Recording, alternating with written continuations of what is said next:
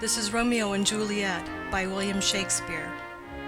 Persons represented: Aeschylus, Prince of Verona; Paris, a young nobleman, kinsman to the prince; Montague and Capulet, heads of two houses at variance with each other; an old man, uncle to Capulet; Romeo, son to Montague; Mercutio, kinsman to the prince and friend to Romeo; Benvolio, nephew to Montague and friend to Romeo; Tybalt, nephew to Lady Capulet; Friar Lawrence, a Franciscan; Friar John of the same order; Balthazar, servant to Romeo; Samson, servant to Capulet; Gregory, servant to Capulet; Peter, servant to Juliet's nurse; Abraham, servant to Montague; an apothecary; three musicians; a chorus;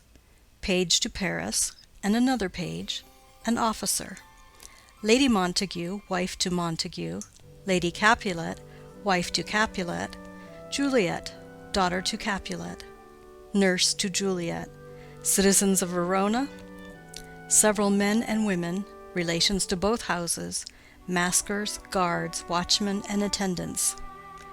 Scene, during the greater part of the play, in Verona, once in the fifth act at Mantua. The Prologue. Enter Chorus. Chorus. Two households, both alike in dignity, in fair Verona, where we lay our scene, from ancient grudge break to new mutiny, where civil blood makes civil hands unclean. From forth the fatal loins of these two foes, a pair of star-crossed lovers take their life, whose misadventured piteous overthrows doth with their death bury their parents' strife. The fearful passage of their death-marked love, and the continuance of their parents' rage, which but their children's end naught could remove, is now the 2 hours' traffic of our stage, the which, if you with patient ears attend, what here shall miss, our toil shall strive to mend. Act 1, Scene 1, a public place. Enter Samson and Gregory, armed with swords and bucklers. Samson: Gregory, on my word, we'll not carry coals. Gregory: No, for then we should be colliers. Samson: I mean, an we be in collar, we'll draw. Gregory: Aye, while you live, draw your neck out of the collar. Samson: I strike quickly, being moved. Gregory: But thou art not quickly moved to strike. Samson: A dog of the house of Montague moves me. Gregory: To move is to stir, and to be valiant is to stand. Therefore, if thou art moved, thou run'st away. Samson: A dog of that house shall move me to stand. I will take the wall of any man or maid of Montague's. Gregory: That shows thee a weak slave, for the weakest goes to the wall. Samson: True, and therefore women, being the weaker vessels, are ever thrust to the wall. Therefore I will push Montague's men from the wall, and thrust his maids to the wall. Gregory: The quarrel is between our masters, and us their men. 'Tis all one, I will show myself a tyrant. When I have fought with the men, I will be cruel with the maids. I will cut off their heads. Gregory: The heads of the maids? Samson: Aye, the heads of the maids, or their maidenheads. Take it in what sense thou wilt. Gregory: They must take it in sense that feel it. Samson: Me they shall feel while I am able to stand, and 'tis known I am a pretty piece of flesh. Gregory: 'Tis well thou art not fish. If thou hadst, thou hadst been poor. John, draw thy tool. Here comes two of the house of Montagues. Samson: My naked weapon is out. Quarrel, I will back thee. Gregory: How? Turn thy back and run? Samson: Fear me not. Gregory: No, marry, I fear thee. Samson: Let us take the law of our sides. Let them begin. Gregory: I will frown as I pass by, and let them take it as they list. Samson: Nay, as they dare. I will bite my thumb at them, which is disgrace to them if they bear it. Enter Abraham and Balthazar. Abraham: Do you bite your thumb at us, sir? Samson. I do bite my thumb, sir. Abraham. Do you bite your thumb at us, sir? Samson. Is the law of our side if I say aye? Gregory. No. Samson. No, sir, I do not bite my thumb at you, sir, but I bite my thumb, sir. Gregory. Do you quarrel, sir? Abraham. Quarrel, sir? No, sir. Samson. But if you do, sir, I am for you. I serve as good a man as you. Abraham. No better. Samson. Well, sir. Gregory. Say better. Here comes one of my master's kinsmen. Samson. Yes, better, sir. Abraham. You lie. Samson. Draw if you be men. Gregory. Remember thy swashing blow. They fight. Enter Benvolio. Benvolio. Part, fools! Put up your swords. You know not what you do. Beats down their swords. Enter Tybalt. Tybalt. What art thou drawn among these heartless hinds? Turn thee, Benvolio, look upon thy death. Benvolio. I do but keep the peace. Put up thy sword, or manage it to part these men with me. Tybalt. What, drawn, and talk of peace? I hate the word, as I hate hell, all Montagues, and thee. Have at thee, coward. They fight. Enter several of both houses, who join the fray. Then enter citizens with clubs. One citizen. Clubs, bills, and partisans, strike, beat them down. Down with the Capulets, down with the Montagues. Enter Capulet in his gown, and Lady Capulet. Capulet. What noise is this? Give me my long sword. Ho! Lady Capulet. A crutch, a crutch! Why call you for a sword? Capulet. My sword, I say! Old Montague has come and flourishes his blade in spite of me. Enter Montague and his Lady Montague.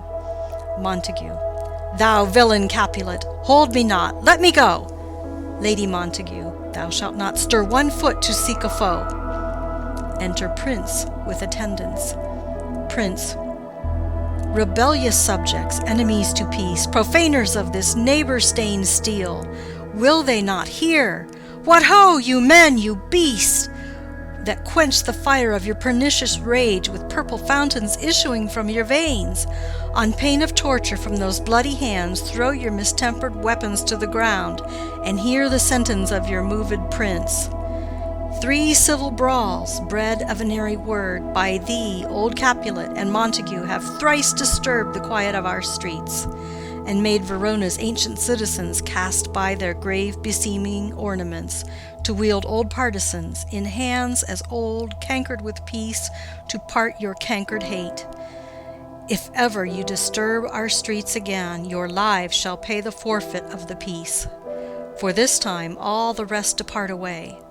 You, Capulet, shall go along with me, and Montague, come you this afternoon, to know our further pleasure in this case, to old Freetown, our common judgment place.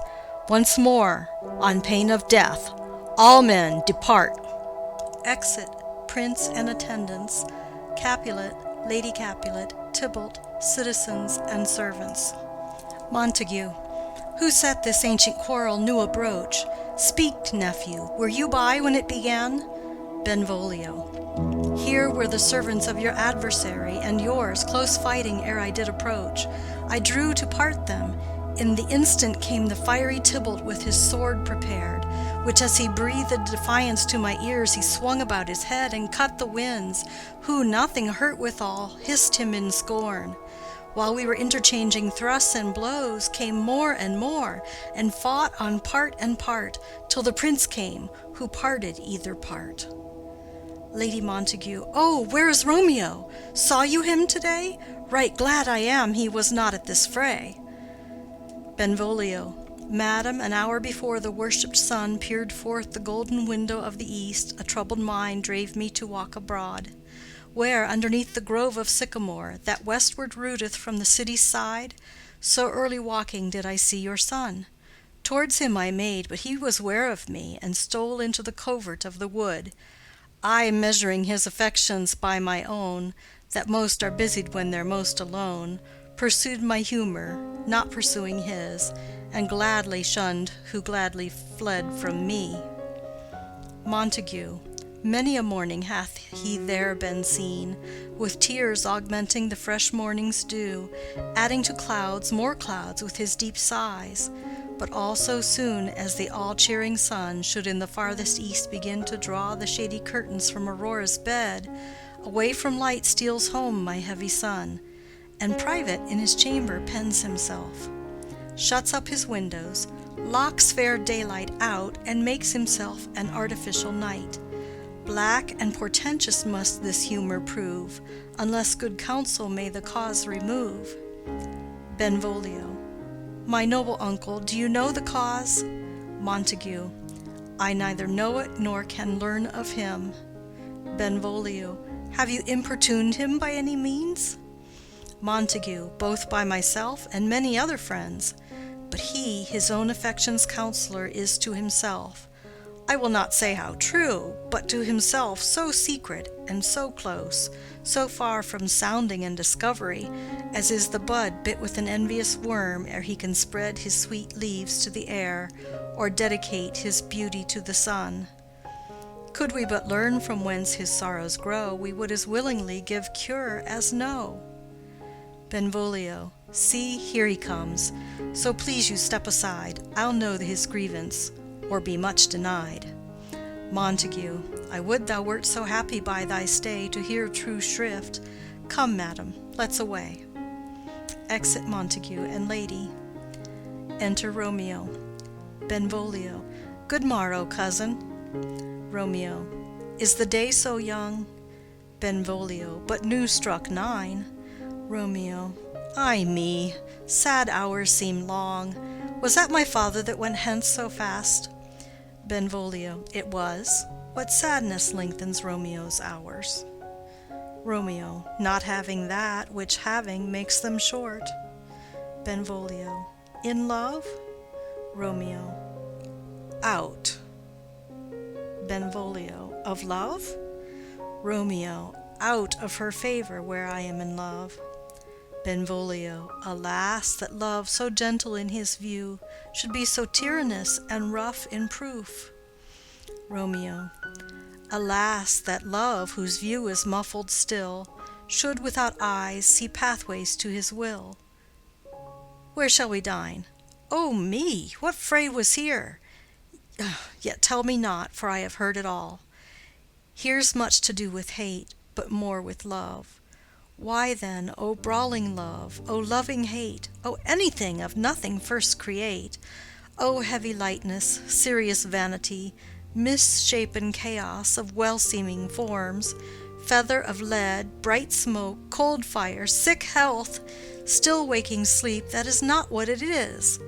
This love feel I, that feel no love in this. Dost thou not laugh? Benvolio. No cause, I rather weep. Romeo. Good heart at what? Benvolio. At thy good heart's oppression. Romeo. Why, such is love's transgression. Griefs of mine own lie heavy in my breast, which thou wilt propagate, to have it pressed with more of thine. This love that thou hast shown doth add more grief to too much of mine own. Love is a smoke raised with the fume of sighs, being purged, a fire sparkling in lovers' eyes, being vexed, a sea nourished with lovers' tears. What is it else? A madness most discreet, a choking gall and a preserving sweet. Farewell, my coz. Going. Benvolio. Soft, I will go along, and if you leave me so, you do me wrong. Romeo. Tut, I have lost myself. I am not here. This is not Romeo, he's some other where. Benvolio. Tell me in sadness, who is that you love? Romeo. What, shall I groan and tell thee? Benvolio. Groan? Why no, but sadly tell me who. Romeo. Bid a sick man in sadness make his will. Ah, word ill urged to one that is so ill. In sadness, cousin, I do love a woman. Benvolio. I aimed so near when I supposed you loved. Romeo. A right good markman, and she's fair I love. Benvolio, a right fair mark, fair coz, is soonest hit. Romeo, well, in that hit you miss. She'll not be hit with Cupid's arrow. She hath Dian's wit, and in strong proof of chastity well armed, from love's weak childish bow she lives unharmed. She will not stay the siege of loving terms, nor bide the encounter of assailing eyes, nor ope her lap to saint-seducing gold. Oh, she's rich in beauty, only poor that when she dies, with beauty dies her store. Benvolio, then she hath sworn that she will still live chaste? Romeo, she hath, and in that sparing makes huge waste. For beauty, starved with her severity, cuts beauty off from all posterity. She is too fair, too wise, wisely too fair, to merit bliss by making me despair. She hath forsworn to love, and in that vow do I live dead that live to tell it now. Benvolio, be ruled by me, forget to think of her. Romeo, oh, teach me how I should forget to think.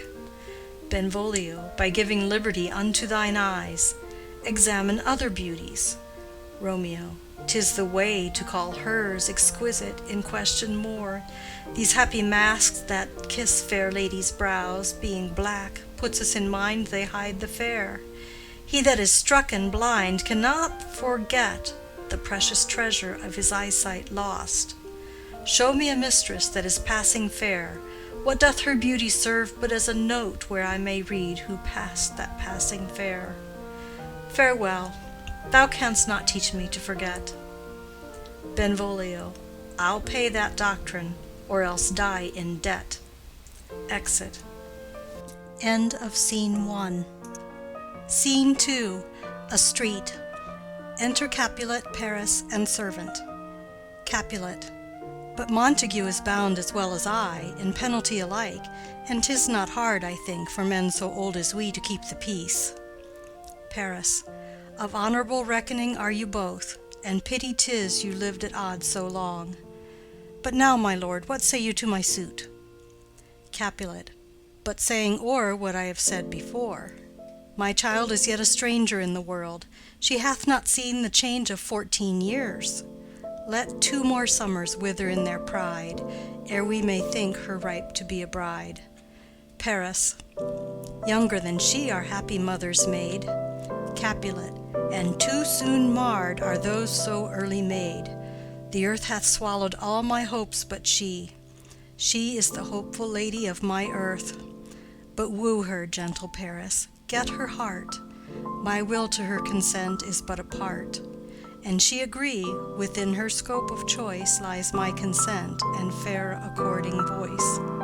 This night I hold an old accustomed feast, whereto I have invited many a guest, such as I love.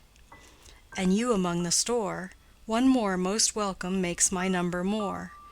At my poor house look to behold this night earth-treading stars that make dark heaven light. Such comfort as do lusty young men feel, when well-apparelled April on the heel of limping winter treads, even such delight among fresh female buds shall you this night inherit at my house. Hear all see, and like her most whose merit most shall be, which among view of many, mine being one, may stand in number, though in reckoning none. Come, go with me. Go, sirrah, trudge about through fair Verona, find those persons out whose names are written there, gives a paper, and to them say, my house and welcome on their pleasure stay. Exit Capulet and Paris. Servant. Find them out whose names are written here. It is written that the shoemaker should meddle with his yard, and the tailor with his last, the fisher with his pencil, and the painter with his nets. But I am sent to find those persons whose names are here writ, and can never find what names the writing person hath here writ. I must to the learned, in good time. Enter Benvolio and Romeo. Benvolio. Tut, man, one fire burns out another's burning. One pain is lessened by another's anguish. Turn giddy, and be holp by backward turning. One desperate grief cures with another's languish. Take thou some new infection to thy eye, and the rank poison of the old will die. Romeo, your plantain leaf is excellent for that. Benvolio, for what, I pray thee? Romeo, for your broken shin. Benvolio, why, Romeo, art thou mad? Romeo, not mad, but bound more than a madman is, shut up in prison, kept without my food, whipped and tormented in— Good end, good fellow. Servant, God gie good end. I pray, sir, can you read? Romeo, I, mine own fortune in my misery. Servant, perhaps you have learned it without book, but I pray, can you read anything you see? Romeo, I, if I know the letters and the language. Servant, ye say honestly, rest you merry. Romeo, stay, fellow, I can read. Reads, Signor Martino and his wife and daughters, County Anselmo and his beauteous sisters, the lady widow of Vitruvio, Signor Placentio and his lovely nieces, Mercutio and his brother Valentine, mine uncle Capulet, his wife and daughters, my fair niece Rosaline, Livia, Signor Valentio and his cousin Tybalt, Lucio and the lively Helena. A fair assembly. Gives back the paper. Whither should they come? Servant, up. Romeo, whither? Servant, to supper, to our house. Romeo, whose house? Servant, my master's. Romeo, indeed, I should have asked you that before. Servant, now I'll tell you without asking. My master is the great rich Capulet, and if you be not of the house of Montagues, I pray, come and crush a cup of wine. Rest you merry. Exit. Benvolio. At this same ancient feast of Capulets sups the fair Rosaline, whom thou so lovest, with all the admired beauties of Verona. Go thither, and with unattainted eye compare her face with some that I shall show, and I will make thee think thy swan a crow. Romeo, when the devout religion of mine eye maintained such falsehood, then turned tears to fires, and these, who often drowned, could never die, transparent heretics, be burnt for liars. One fairer than my love? The all-seeing sun ne'er saw her match since first the world begun. Benvolio. Tut, you saw her fair, none else being by, herself poised with herself in either eye.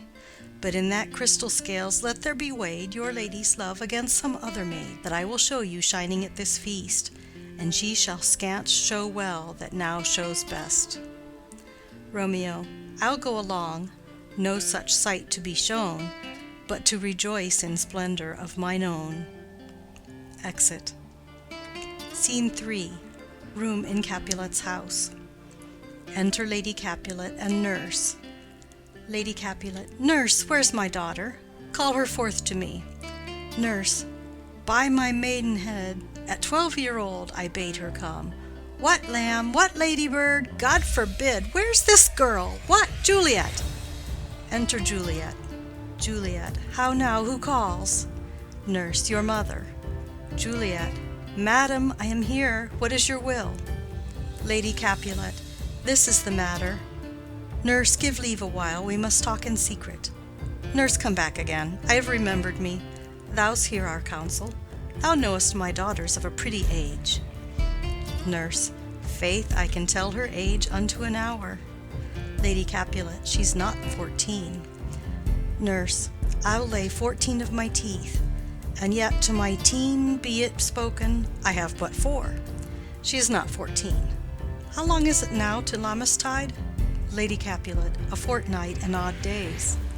Nurse. Even or odd, of all the days in the year, come Lammas Eve at night shall she be 14.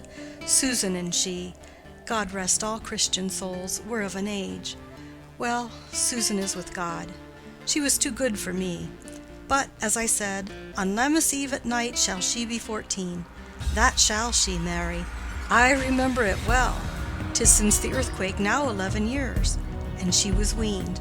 I never shall forget it. Of all the days of the year, upon that day, for I had then laid wormwood to my dug, sitting in the sun under the dove-house wall, my lord and you were then at Mantua.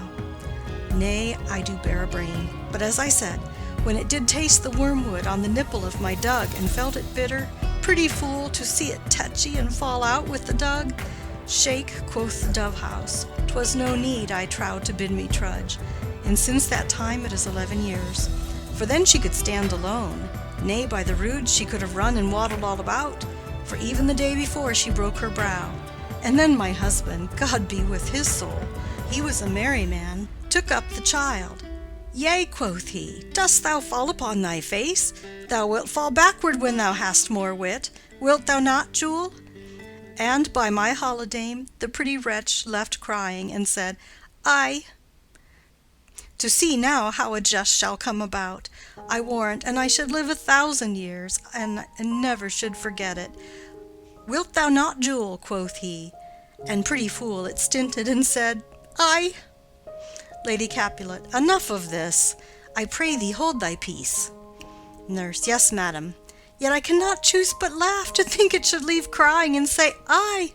And yet I warrant it had upon its brow a bump as big as a young cockerel stone, a parlous knock, and it cried bitterly. Yea, quoth my husband, fall'st upon thy face? Thou wilt fall backward when thou comest to age. Wilt thou not, Jewel? It stinted and said, Aye. Juliet. And stint thou too, I pray thee, nurse, say aye. Nurse. Peace, I have done. God mark thee to his grace. Thou wast the prettiest babe that e'er I nursed, and I might live to see thee married once, I have my wish.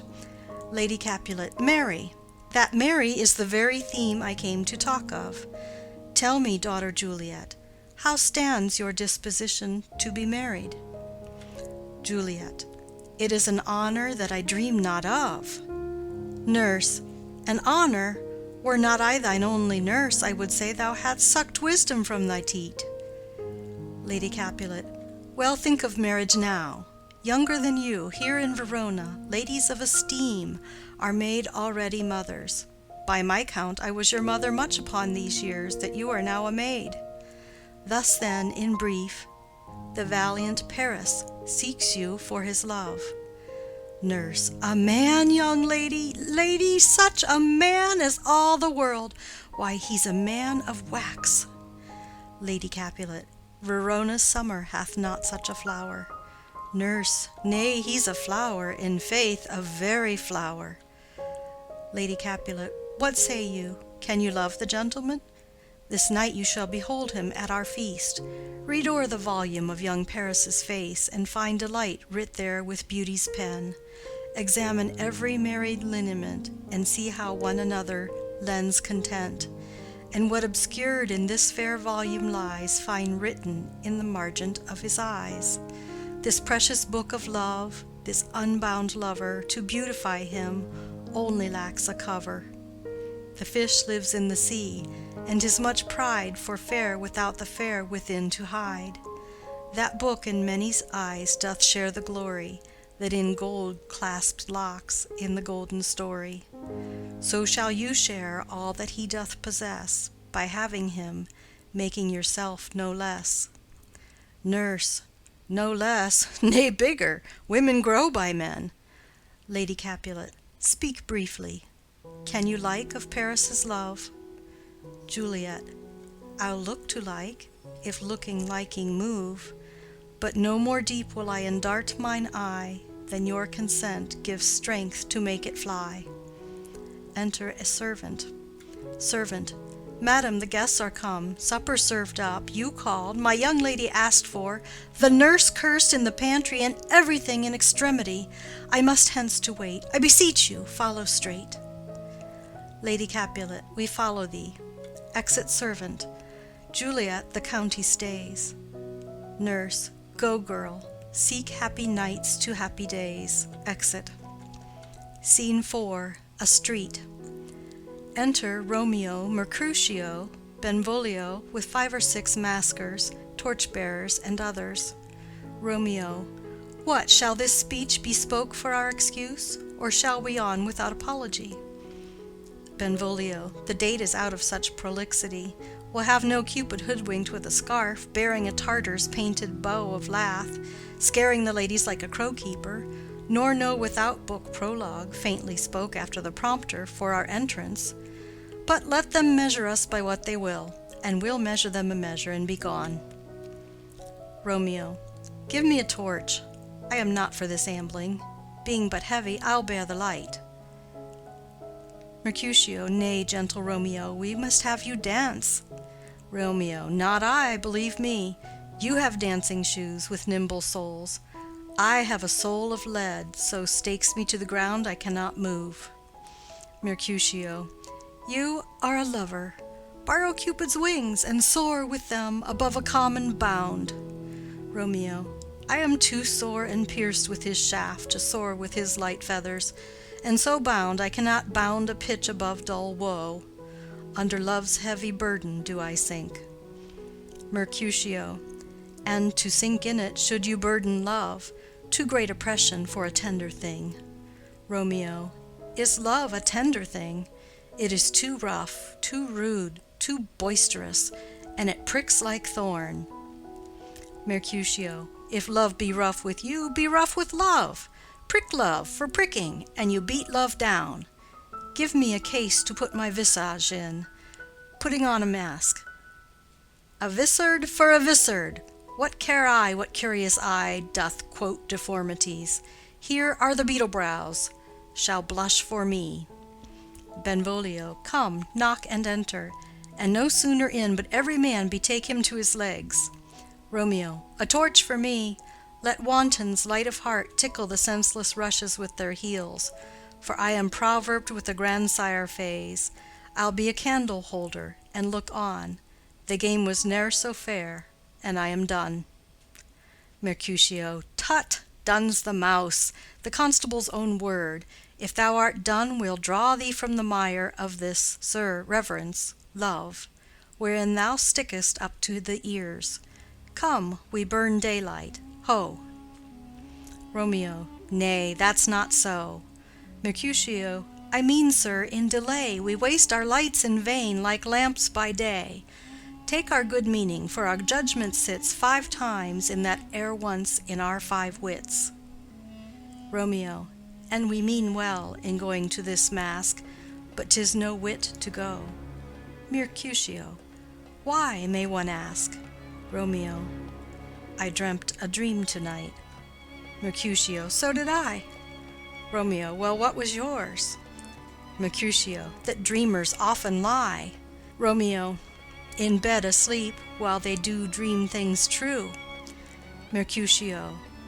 Oh, then, I see Queen Mab hath been with you. She is the fairy's midwife, and she comes in shape no bigger than an agate stone on the forefinger of an alderman, drawn with a team of little atomies athwart men's noses as they lie asleep. Her wagon spokes made of long spinner's legs, the cover of the wings of grasshoppers, the traces of the smallest spider's web, the collars of the moonshine's watery beams, her whip of cricket's bone, the lash of film, her wagoner a small gray-coated gnat, not half so big as a round little worm pricked from the lazy finger of a maid. Her chariot is an empty hazelnut, made by the joiner squirrel or old grub, time out of mind the fairies' coachmakers. And in this state she gallops night by night through lovers' brains, and then they dream of love.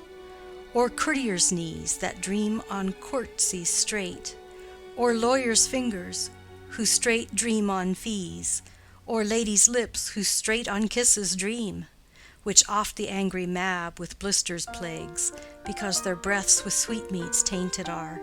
Sometimes she gallops o'er a courtier's nose, and then dreams he of smelling out a suit. And sometimes comes she with a tithe-pig's tail, tickling a parson's nose as he lies asleep. Then dreams he of another benefice. Sometimes she driveth o'er a soldier's neck, and then dreams he of cutting foreign throats, of breaches, ambuscados, Spanish blades, of health's 5 fathom deep, and then anon drums in his ear, at which he starts and wakes, and being thus frightened swears a prayer or two, and sleeps again. This is that very Mab that plats the manes of horses in the night, and bakes the elf-locks in foul sluttish hairs, which once entangled much misfortune bodes. This is the hag, when maids lie on their backs, that presses them, and learns them first to bear, making them women of good carriage. This is she. Romeo, peace, peace, Mercutio, peace. Thou talk'st of nothing.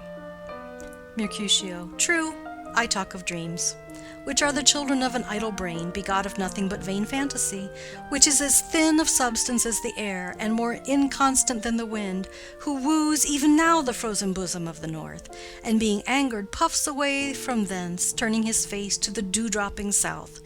Benvolio, this wind you talk of blows us from ourselves. Supper is done, and we shall come too late. Romeo, I fear too early, for my mind misgives some consequence, yet hanging in the stars, shall bitterly begin this fearful date with this night's revels, and expire the term of a despised life, closed in my breast by some vile forfeit of untimely death. But he that hath the steerage of my course, direct my sail. On, lusty gentlemen. Benvolio, strike drum. Exit. End of Scene 4. Scene 5. A hall in Capulet's house. Musicians waiting. Enter servants. Servant 1. Where's Potpan that he helps not to take away? He shift a trencher, he scrape a trencher. Servant 2. When good manners shall lie all in 1 or 2 men's hands, and they unwashed too, 'tis a foul thing. Servant 1. Away with the joined stools, remove the court cupboard, look to the plate, good thou, save me a piece of marchpane, and as thou lovest me, let the porter let in Susan Grindstone and Nell, Antony and Potpan. Servant 2. Aye, boy, ready. Servant 1. You are looked for and called for, asked for and sought for in the great chamber. Servant 2. We cannot be here and there too. Cheerly, boys, be brisk a while, and the longer liver take all. They retire behind. Enter Capulet, etc., with the guests and maskers. Capulet. Welcome, gentlemen, ladies that have their toes unplagued with corns will have a bout with you. Aha, my mistresses, which of you all will now deny to dance? She that makes dainty, she, I'll swear, hath corns. Am I come near you now? Welcome, gentlemen. I have seen the day that I have worn a vissard, and could tell a whispering tale in a fair lady's ear, such as would please. 'Tis gone, 'tis gone, 'tis gone. You are welcome, gentlemen. Come, musicians, play. A hall, give room, and foot it, girls. Music plays, and they dance. More light, you knaves, and turn the tables up, and quench the fire, the room is grown too hot. Ah, sirrah, this unlooked-for sport comes well. Nay, sit, good cousin Capulet, for you and I are past our dancing days. How long is it now since last yourself and I were in a mask? Capulet 2. By your lady, 30 years. Capulet. What, man, 'tis not so much, 'tis not so much, 'tis since the nuptial of Lucentio. Come Pentecost as quickly as it will, some 25 years, and then we masked. Capulet 2. 'Tis more, his son is elder, sir, his son is 30. Capulet. Will you tell me that? His son was but a ward 2 years ago. Romeo. What lady is that which doth enrich the hand of yonder knight? Servant. I know not, sir. Romeo.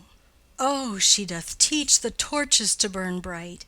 It seems she hangs upon the cheek of night like a rich jewel in an Ethiop's ear. Beauty too rich for use, for earth too dear.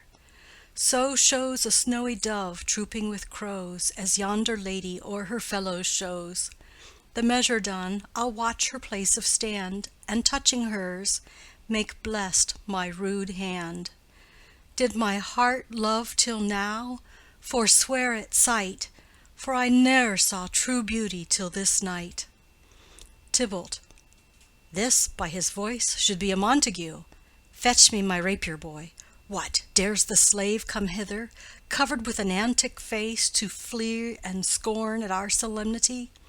Now, by the stock and honor of my kin, to strike him dead I hold it not a sin. Capulet.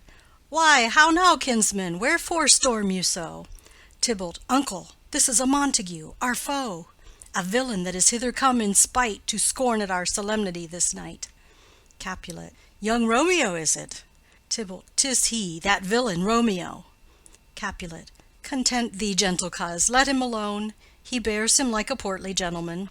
And to say truth, Verona brags of him to be a virtuous and well-governed youth. I would not for the wealth of all the town here in my house do him disparagement. Therefore be patient, take no note of him, it is my will. The which if thou respect, show a fair presence, and put off these frowns, and ill-beseeming semblage for a feast. Tybalt. It fits, when such a villain is a guest. I'll not endure him. Capulet. He shall be endured. What, goodman boy, I say he shall. Go to. Am I the master here, or you? Go to. You'll not endure him, God shall mend my soul. You'll make a mutiny among my guests. You'll set a cock-a-hoop. You'll be the man. Tybalt. Why, uncle, 'tis a shame. Capulet. Go to, go to. You are a saucy boy. Is it so indeed? This trick may chance to scathe you. I know what. You must contrary me. Marry, 'tis time. Well said, my hearts. You are a prince-cox. Go, be quiet, or more light, more light! For shame, I'll make you quiet. What, cheerly, my hearts! Tybalt. Patience perforce with wilful choler meeting makes my flesh tremble in their different greeting. I will withdraw, but this intrusion shall, now seeming sweet, convert to bitter gall. Exit. Romeo to Juliet. If I profane with my unworthiest hand this holy shrine, the gentle fine is this: my lips, two blushing pilgrims, ready stand to smooth that rough touch with a tender kiss. Juliet. Good pilgrim, you do wrong your hands too much, which mannerly devotion shows in this. For saints have hands that pilgrims' hands do touch, and palm to palm is holy palmer's kiss. Romeo. Have not saints lips, and holy palmers too? Juliet. Ay, pilgrim, lips that they must use in prayer. Romeo. O then, dear saint, let lips do what hands do. They pray, grant thou, lest faith turn to despair. Juliet. Saints do not move, though grant for prayer's sake. Romeo. Then move not, while my prayer's effect I take. Thus from my lips, by thine my sin is purged. Kisses her. Juliet. Then have my lips the sin that they have took. Romeo. Sin from my lips? O trespass sweetly urged, give me my sin again. Juliet. You kiss by the book. Nurse. Madam, your mother craves a word with you. Romeo. What is her mother? Nurse. Mary Bachelor, her mother is the lady of the house, and a good lady, and a wise and virtuous. I nursed her daughter that you talked withal. I tell you, he that can lay hold of her shall have the chinks. Romeo. Is she a Capulet? O dear account, my life is my foe's debt. Benvolio. Away, begone, the sport is at the best. Romeo. Ay, so I fear, the more is my unrest. Capulet. Nay, gentlemen, prepare not to be gone. We have a trifling foolish banquet towards. Is it e'en so? Why then, I thank you all. I thank you, honest gentlemen. Good night. More torches here. Come on then, let's to bed.